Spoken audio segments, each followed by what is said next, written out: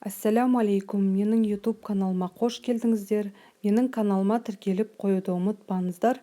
Бүгін сіздерге осындай 2-ақ ингредиенттен тұратын балмұздақ дайындайтын боламын.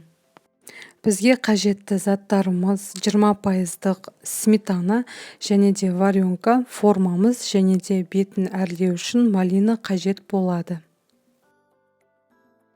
Дайын мискамызға осылай варенкамыздың барлығын салып аламыз. Одан кейін сметанамыздың салып, миксердің көмегімен жақсылап миксерлеп алуымыз қажет.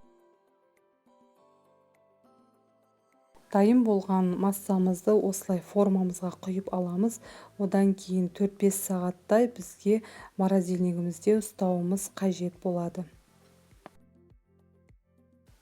Міне біздің балмұздағымыз дайын болды.